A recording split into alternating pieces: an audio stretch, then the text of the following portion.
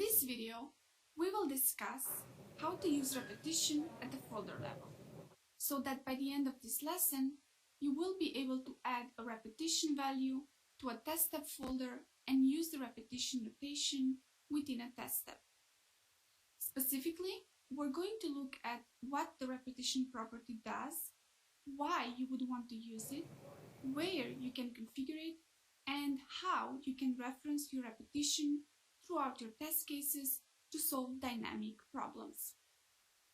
Repetition is a parameter that instructs Tosca to repeat the steps within a particular level a specified number of times.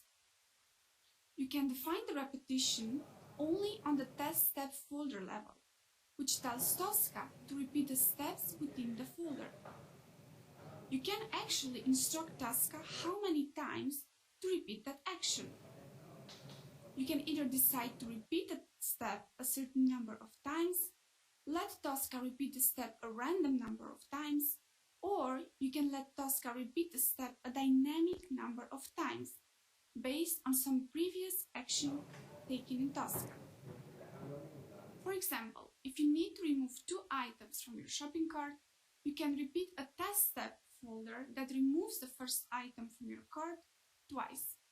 If you now need to run an action a dynamic number of times, you can use the result count function in conjunction with the repetition property. Now, let's say, for example, that you need to tell Tosca to delete all the items in your order list, but you do not know how many items you have in there. In this case, you'd tell Tosca to count all your orders with the result count property, and then use that result to define how many items to be deleted from the order list. The repetition property can be found in the properties of every test step folder. By default, the property is blank. You can add any value that translates to a whole numerical value into the property. This includes static whole numbers, math expressions, buffers containing numerical values, result count values, or row count or column counts from tables. But how can you use this repetition to iterate through a table of a group of items? With the repetition notation, you can reference whichever repetition you are currently on. For example, on the second time the folder repeats, repetition would be equal to 2, and on the third time it would be equal to 3. This means that if you set the repetition to the number of items in the shopping cart in the demo web shop, for example, Tosca will repeat the test steps within the test step folder as many times as there are items in the shopping cart. Let's see how this would look like in the workspace.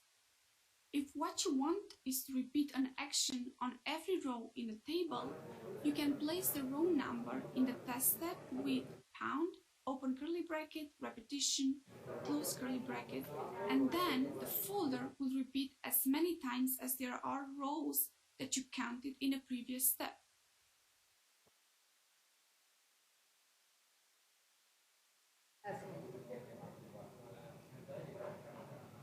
And this already brings us to the end of this lesson. Now you can start using folder repetition within your test cases as well as the repetition notation. Give it a try by completing this exercise.